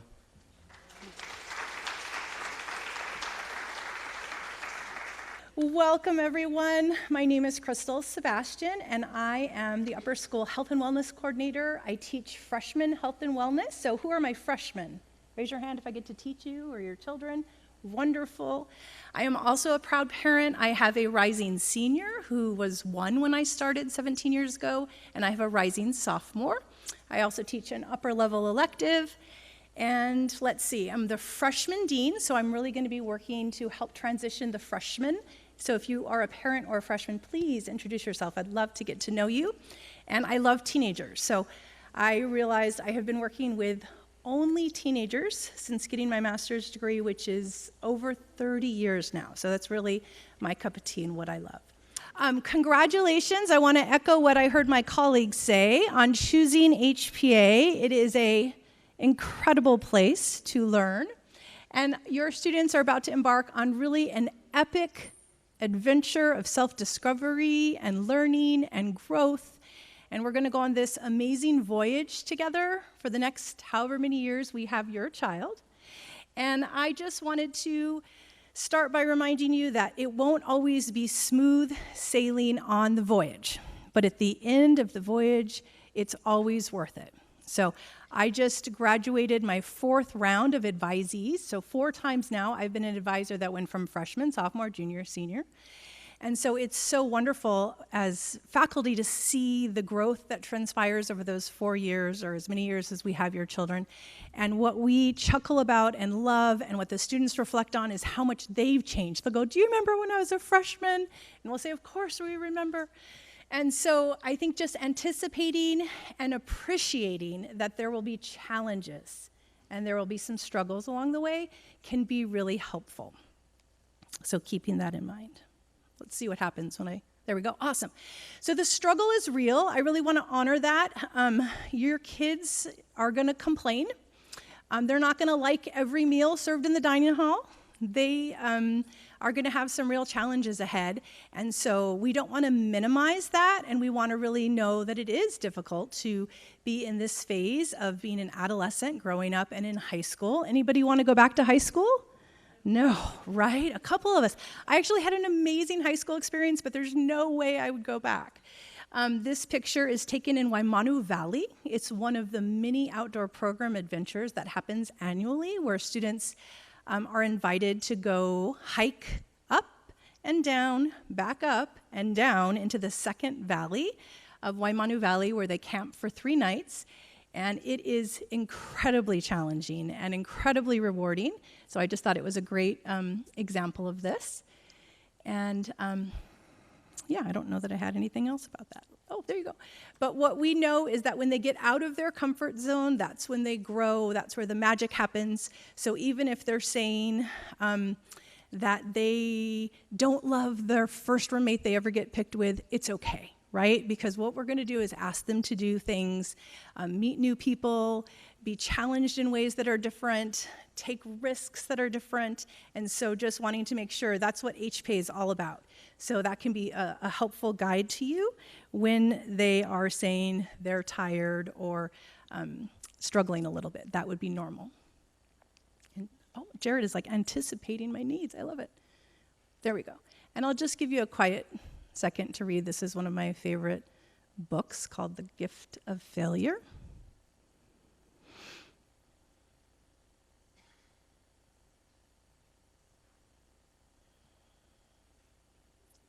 And my other book recommendation, I'm full of like book and all kinds of recommendations if you want one, is The Blessing of a Skinned Knee. Has anybody read that one? Everybody skin your knee? Yeah, and what do we learn? Yeah, slow down, be more careful, right? So they're going to get some skinned knees along the way here in high school, and we've got amazing nurses. We're not just talking about literal skinned knees, but they're going to learn some incredible lessons along the way. All right, let's see what we have next.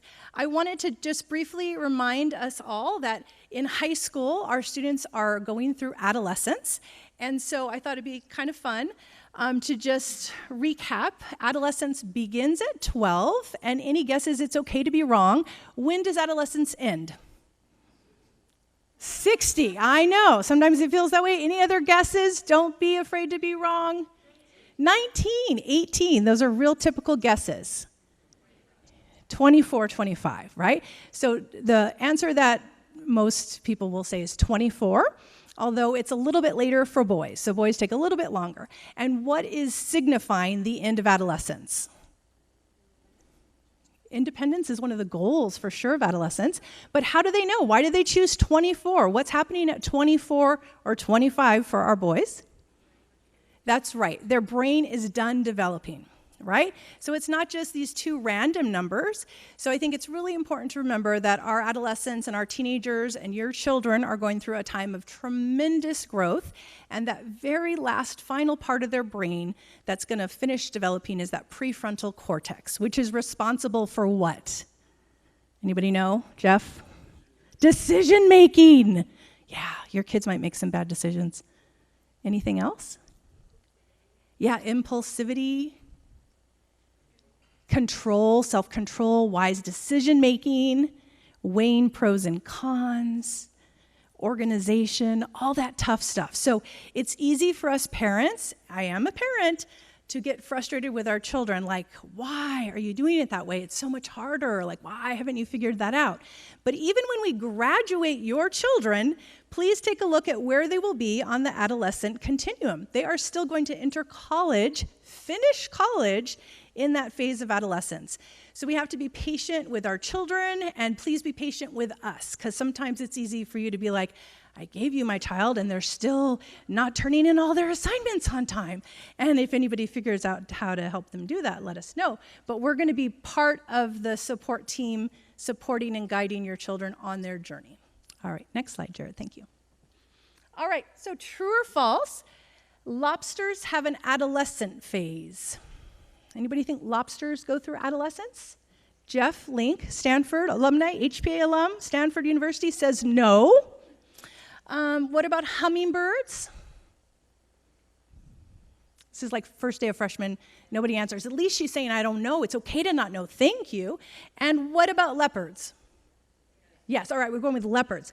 So the true answer is that, yes, it is true. All species on the planet have an adolescent phase. Jeff, even lobsters. I'm glad that we do still have some things to know. And then true or false, the same 4 universal challenges are faced by every human and animal adolescent on Earth. True. Good, you're learning. I got some learners. Awesome. Okay, so anybody want to know what those 4 things are?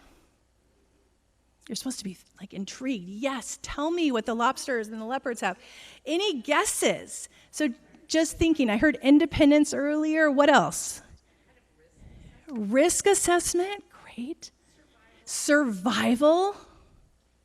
Again, no wrong answers. I don't expect you to know unless you read the book Wildhood. All right, let's go to the next slide and give it away. Here we go. So Wildhood was a book, I think it might have come out of Harvard. I don't know. It was pretty recent, and they discovered that all species on planet Earth are going through an adolescence, even these like fireflies and little things that don't live very long. And they have to learn how to stay safe, survival, how to navigate social hierarchies in student lives. That's how do I find a place to sit in the dining hall the first day of lunch, right? Where is it safe to sit? I'm reading body language. How to court potential mates. Sometimes we think our teens are more into selfies and their friends. This is like biologically, instinctually hardwired. And self-reliance. So how to leave the nest and care for themselves. And you guys are doing a big gift going to boarding school. They are going to be learning number 4, absolutely. How to like do their own laundry, how to like ask for help, all of these different skills. So sometimes parents are like, why aren't they worried about the fact that they have a B-? All they talk about is their friends and this and that and the outdoor program they're going on. So I think it's really important to remind us all that like they're doing they have a whole bunch of goals kind of pre-wired in them, and it's not always top on their radar what they're getting in biology this week. So that's a hard thing because we know kind of long-term planning and we're thinking ahead for them. So that's that. All right, let's see what's next. So again, just kind of a little self-reflection. There's absolutely no right or wrong, but when you think about your child and you think about them as an adult and you get one wish when your child grows up and is adult, what would that wish be? No right or wrong. Anybody willing to share? For them to be happy. Yeah, I hear that all the time. I've been asking this question for 17 years. So I want to remind you of that when you get really mad at that B-, right? Because usually the 2 things we wish for our children is that they grow up and they're happy and they're successful.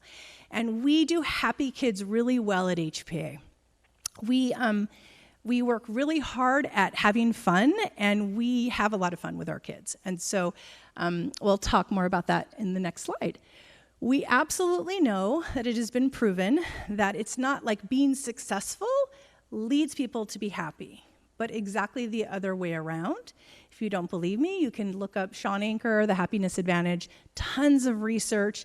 He got a PhD in this, I think, at Harvard. And again, it proves from a happy or more optimistic mindset, people are naturally successful. So we're, these next few days and weeks, just gonna have fun with your kids, because we know if they get connected and they like it here, then they're motivated, they wanna do well, they wanna get the grades so that you will send them back here next year. So the rest kind of falls into place. So we really do care about your child's happiness, and we also want you to know that if there is something interfering with your child's happiness, if they're not happy, we're not talking like they're not happy about what was for dinner last night, right? They're not happy that their roommate is not as clean as them. We're talking about like there's something that's really getting in the way. Please know, we need to know. We want to help so we can work through that. That is like of the utmost importance. And so don't feel like you have to have them figure that out totally on their own because they're supposed to like be independent from you, all right? Great, next slide please, Jared. Let's see, so what are some of the current issues that are going on for this generation of what we call screenagers? You all know, unless you've been living under a rock, we all know what they are. So let's just name a few. No wrong answers. Any issues happening for this generation of teenagers? Sleep and the lack of it. Social comparison. Anxiety, highest levels of anxiety in the history of time. Say that again. Cyberbullying, yes. Anything else? Yeah, low self-esteem. So we have a huge mental health crisis in our country. Our colleges are asking our high schools to do things different. We're doing lots of professional development. We've changed our schedule, the amount of time we have between passing periods, the amount of homework we're giving, and we're really talking a lot about, surprise, nobody said it, social media. I don't know, kind of a big issue right now, right? So it's technology. So we're gonna be addressing all of these things. So if your kids are like, they took my cell phone and didn't let me stay up all night on Snapchat, we're making decisions based on research. And they learn that research in freshman health, but if they come in as a sophomore, it might be a little harder because they're not getting the information maybe in class right away. They'll get it through their residential team.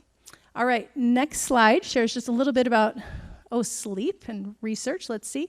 So somebody mentioned sleep early on. How many hours of sleep do teenagers need for peak performance? Yeah, it was 9 hours a year ago. Now it's 10. I swear every year it goes up.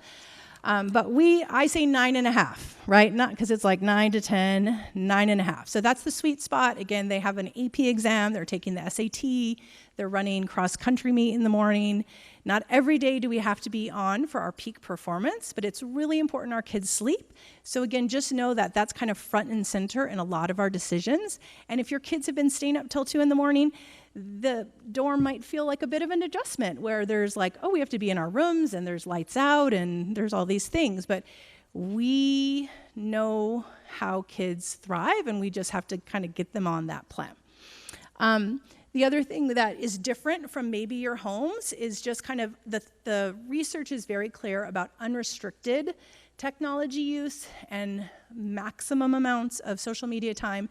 Too much of that is absolutely directly correlated with lower self-esteem, anxiety, and depression. So the nice thing is we don't even have to try. All we do is send them to school and then sports, and then they have a formal dinner followed by a hall meeting, and they have lots to do. So we keep them busy, and so even though they are able to stay on social media and keep up with their friends, that's gonna be very limited compared to if they've been up all night. All right, and what we're trying to do is really foster that number 2, which is all of the research right now is, it's not really it's the lack of human, real live interactions that are the cause of problems, and the more teenagers can have real face-to-face human interactions and connections with their peers, the better off they are. So that's what we're all about, so that's super easy. All right, last two slides are helpful do's and don'ts, vetted by all of my peers in the faculty room an hour before this talk. We want you to anticipate and appreciate that there are lots of struggles and challenges, and just to trust the process. We want you to talk about and set up a time that you're going to check in with your students and figure out how you're going to stay in touch.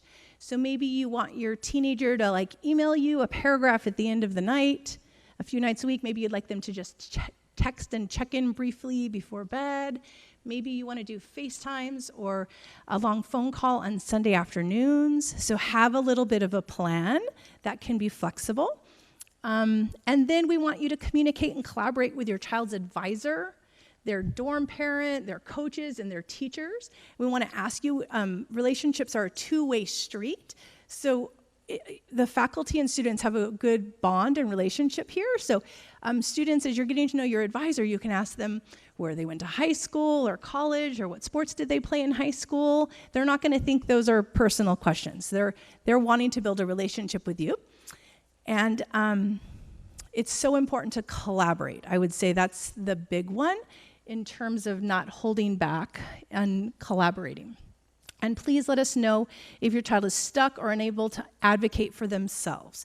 So sometimes at the end of a hard stretch, we see that a kid is stressed or not doing very well, and it takes months and months and months, and then a parent says, well, this has been going on, but I asked them, do you want me to tell someone? And we don't have to ask our kids for permission to let someone know. We're acting on your behalf. So whether it's the advisor or the school counselor or the dorm parent, we are really good. You heard about this experience. You have people who have been doing these jobs for years and years and years, and they're really good at it. But what they don't know, they can't help. So please don't hold information in silence. Please collaborate with us. We're really good at it. We're not going to go up and say, your mom called and told me you're really stressed out because the boy you like doesn't like you. We're going to work behind the scenes to really help support. All right, let's look at the don'ts. All right, please don't place too much pressure on your kids about their grades, or you decide ahead of time. Wouldn't that be nice? We're just going to decide, you know what, I'm going to go through and look at your schedule and decide what grade you're going to get. And what we know is that stress brains don't learn well. It really activates an amygdala, puts us in fight or flight. And so we're constantly working to calm kids down and give them a big perspective. And then a lot of times they'll say, but you don't understand. If I don't get straight A's, my parents have said I can't come back next year, and I really like it here. So these are kind of some really difficult things. The other biggest one, and I feel almost embarrassed saying this, but I'll explain. One of the hardest things we teachers face is when parents text with news in the middle of the academic day. So holding teenagers' attention spans is an art. Anybody want to guess the average attention span of a 15-year-old? It's 15 minutes. So we do lots of breaks, lots of move from this to that. So anything that happens right before they go in class, they're gone, right? So we phones are off the body, they're out in your backpack. We do some moments of breathing to just get fully present, and I just want those teens to be with me. And so it's not uncommon for teens, they're not able to enter a class because they just got a hard call, so they're crying, and then everybody else is worried about the kid who's crying, and so, it's 20 minutes has gone by, and we've figured out some different things. So I think it's really important to know, what can be shared after the academic day, what can be an email, what's a dinner conversation, what is let the counselor know you've got some hard news that has to be delivered, and we'll get that kid to the counselor or the advisor so they're not outside the classroom or just before class getting a text. So here's the one that everybody always begs me to tell the parents. There's something called My HPA, and it's a blessing and a curse because you will have the ability to see your kids' grades live. You're going to see as soon as their biology teacher enters that they got a B- on their first test, you might see that Well, your child is in school, and they've just come out of advisory, and they're skipping along to freshman health. And parents might text and say, you got a B-. That's not very good. And the kid doesn't even know they got a B-. So then they're bummed, all right? And a B- isn't terrible, but sometimes kids, surprise, don't turn in an assignment. Why? You have a 0 on my HPA. I'm shutting down your phone until you turn that in. Like, all of this is just hard for us to manage, so we want to partner with you. We want to honor that you're the parents. Of course you have questions. You want to see those grades. You want to talk to them about that. But just think in terms of the teenage brain, and the academic day is kind of like their job. And so, again, if there's something urgent, of course, you can always reach your kids, and you can just not go to class. Nobody's going to call the police. Just walk over to the student life office, the counselor's office, say, I need to talk to my parent. Whenever, it could be assembly, and if a kid is texting, we say, put your phone away, and they say, it's my mom, we'll say, go step outside and take that call. But we just don't do it in the middle of the classroom, if that makes sense. Don't panic if you see a 0. We do those, and you know what zeros do? I can't hear you, but I know you're talking to me. They get our kids' attention. So if they don't turn it in, we give them a 0, and then there's a plan. Maybe they're going to turn it in late and get 90% credit, all right? But don't panic. It's just kind of part of it. And then please don't hesitate to reach out to ask for any help, support, guidance, clarification. This is a big one. Your child might say something, and calling and checking in with the advisor, sending me an email, I'm hearing this. Can you clarify that? Because have you ever noticed where stories are sometimes slightly different? Yeah, so it's just good to get another person's perspective, right? So we really want to communicate and collaborate with all of you. Thank you so much for being a great audience.